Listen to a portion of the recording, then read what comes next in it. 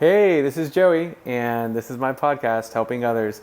So today is a tech tip day. I am going to talk a little bit more about hi-fi because we recently got something here at Dreamanoids, and it's called a Rega P8. And this is a really, really cool piece of gear. And I think I told y'all a little bit about the Rega brand in general on one of my hi-fi tech tips. And this turntable is kind of a revolutionary upgrade from their turntables that they've had in the past. So let me kind of take you back a little bit over here. So Rega makes a whole slew of levels of turntables. This is their entry-level turntable. It's a Rega P1.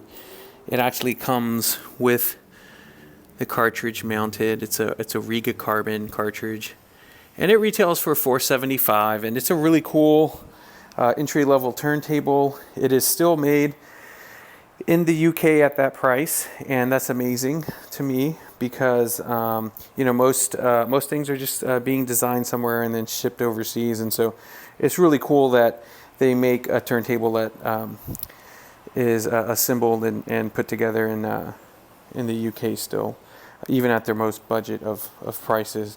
And then they step up, and this is kind of their a more seminal turntable. Looks very similar to the P1. So if you were to look at the P1 and P2, they look very similar. They actually come with the same cartridge, but you'll notice some things. You'll notice that even though it has the same cartridge, you'll see that the platter is actually a glass platter instead of a injected molded platter over here. So you'll see here that that's an injected plastic platter, which is good, but the glass platter is kind of where you start getting into what Rega's been known for. And then the other big differentiation is this tone arm. This is a Rega RB220, I believe, and you'll notice it's a solid piece. And this piece has been in production for, I believe, since 1985, 86. And the Rega P1 actually uses a multi-piece tone arm to save a little bit of money and be able to produce it at the price that it sells for. And both phenomenal turntables, both really fun to listen to. And then you kind of start stepping up, and we have a Rega P3, but I don't have it right here, so we'll skip over that one. And this is a Rega P6. It looks very similar to the P1 and P2, but again, you'll just start noticing some differences, like there's some bracing from the tone arm over to the platter and the sub chassis underneath, and you'll see that it's glass, but it looks a little different, and that's because it's actually a dual layer glass platter, and then it also has a machined metal sub platter, and it has a white belt that is an upgraded belt. And then the tone arm is a Rega RB330, which is an upgraded tone arm, and the cartridge that we have on this is it's called a moving coil cartridge, and it's a very high-end cartridge. It's about I believe it's $795 by itself, and then the turntable itself I believe is $1695, and it's really interesting. It's actually made out of a different material than the other two turntables that I just showed you all. It's very, very light, and it's very rigid, and it's a phenomenal sounding turntable. You'll notice I took the dust cover off this one, and I also have the dust cover off the P8. And so the P8 is a revolutionary design. They do have previous iterations that have a skeletal design, but what makes this turntable special is that this specific design follows design cues off of the Rega Naiad. And the Rega Naiad is something I only have pictures of the prototype from their book. And the Rega Naiad is a $45,000 statement turntable. They use carbon fiber and high tolerance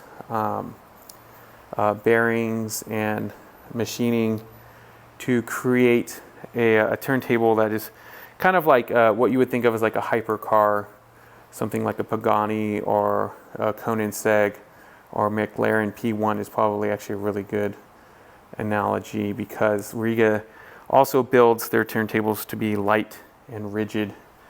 And so the P8 takes what they learned from the Rega Naiad here and kind of trickles down some of the design cues into a piece that is a tenth of the price. So this turntable with the cartridge on it, I believe, is around $4,300. And without the cartridge, it's $3,099. And it uses a Rega, a Theta 2 moving coil cartridge, as you can see right there. And it has a tone arm that looks very similar to the P6, but actually has a completely different bearing in it. And it actually, like, it's amazing when you pick it up. I've had customers come and use it. The way the tone arm feels is just completely different than what you're used to, even on a regular Rega setup. And I believe it's the Rega, don't quote me on this, the RB880. I could be wrong. And this turntable, if I actually take off the record, give me 1 second, I'm going to be kind of uncouth with my camera shot here for a second. I'm going to place the record on the P6. This setup actually has a different glass platter as well for a greater flywheel effect. And then you'll notice that it has its own kind of bracing that's different than the bracing used in the P6. And then you'll see, if you look closely, and I'll zoom in, you can see it actually uses 2 belts. And the plinth and the platter have a just kind of like a more light, rigid relationship, with the platter being a heavier a piece, but mounted through the sub platter to this plinth that is just super rigid and super strong. And I mean, you can see I can literally pick up, if I just pick up this little piece, everything goes with it. It is not flimsy whatsoever. Hopefully I didn't put too much of a fingerprint on that. And you'll see it actually is made out of like this foam core material. So it's just a really phenomenal piece of engineering, and I wanted to share that with you all because this is what I enjoy doing. Is I enjoy hi-fi, and I enjoy looking at equipment, and what I enjoy more than that is listening to equipment. And so I'll be a little uncouth again with my camera, and I will put this record back on. This is a Stephen Fearing, and he is an artist that Rega actually recorded with. I talked about this in my other podcast. And this album is called The Secret of Climbing, and it was recorded with Roy Gandy, not as him performing, but he helped produce and record the actual session. And what's really unique about this is that it's a direct recording, and I highly recommend checking it out. I actually have copies here at the shop. You can also get them on Rega's website, and they also have a digital download available, but that's just not as much fun. So I'm going to play a little cut from it, and you all can hear it.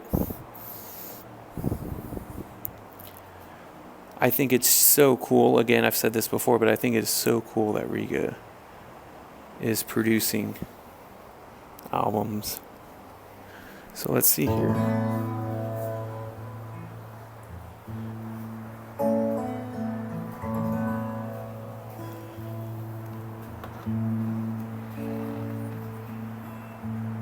Sometimes at night I hear the wind. I wish I was crazy again and running toward the edge of something far away from here. 6 a.m. and the dawn's just getting in, all the drizzling rain and sleepy businessmen. And this music's very fitting because it is literally raining outside right now. But yeah, I just wanted to give you all a little kind of a preview of what it sounds like. Obviously in person it's really amazing. And we've been playing all kinds of music on this setup. As you can see, we have some Blink 182 right next to our Stephen Fearing album. And this is a really fun album as well. If I can do this one-handed, I will show you all that it is actually a I'm going to pull this off, I promise. It is a multicolored vinyl pressing. And it's a limited 500 album pressing. And it actually surprisingly sounds pretty good for being a multi-vinyl cut. But it's also a very, very fun album to listen to on this system. So that's kind of what I had to share today. I hope you all enjoyed it. I'm actually gonna take just a couple more minutes to show you the rest of this setup, but this was the meat of it. Like, I'm really excited about it. People often ask me like what my passion is, and I have to pick hi-fi as like probably in the top 2. I won't name the other one. You'll have to figure that out. But I love hi-fi, and I love companies that create things and think so much about the process of it that all the people involved in making it, all the people involved in selling it, are people that have a passion that goes beyond the pieces themselves. So I don't know. I think Rega does a really good job at that. And this is also their mid-range CD player. It's called a Rega Saturn R, and it has a really cool top loading function. And this is a really cool CD player that also has USB, optical, and coaxial inputs, meaning that you can hook your phone up to it, you can hook it up to your computer, you can hook it up to your Blu-ray player, all kinds of cool stuff, and it sounds just amazing. And we're using this Rega Elex R amplifier, and then we're using the Rega RX5 loudspeakers. And so I believe these have a 5-inch driver and a 7-inch woofer on the side, and they definitely are fun to listen to. We use Rega cabling, and use Rega power cables and Rega interconnects, and so it's just a really fun setup. Some of y'all might be wondering what this album is, and as always, I have crazy stories. It's called Pretty 8 Machine, and it's actually a reinterpretation of Pretty Hate Machine by Trent Reznor through 8-bit gaming consoles. So think Atari, Commodore, and I'll actually play a track or two from this, and I think y'all will find it pretty darn interesting. Let's see here.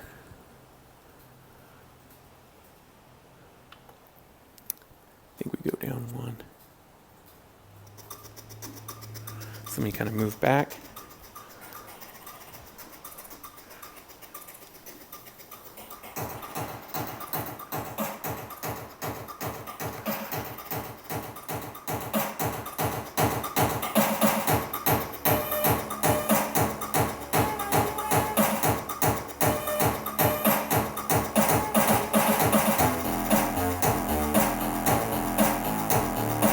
And I got this album in New York City when I was at the Hope Conference, which is Hackers of Planet Earth, this past July 2018. And it was just really cool. I just happened to run into this guy. He mentioned how he did a bunch of synth 8-bit hacking, and I was just really excited by that. And he pulled out this CD and was like, yeah, I have a CD with all my music on it. And I was like, whoa, okay, well, I want to buy this from you. And he was like, all right. And he just sold it to me right there on the spot. And it has all these really cool tracks. And we opened it up just the other day, and we've really enjoyed it. So yeah, this is kind of like my crazy hi-fi realm that I live in during the weekends. And then when I'm on break, like for example, right now, since it's December, I'll be down in San Antonio for like a month while I'm not teaching. And I'll come here and just keep working on more and more hi-fi projects. And then the other thing I have going on is, of course, this podcast. And so I actually have about 10 people lined up to interview now. And I'm really excited about that. So I look forward to you all getting to just kind of see and hear more about what I've been up to and the different projects I've been taking on. So thank you all so much for listening, and I hope you all have a wonderful day.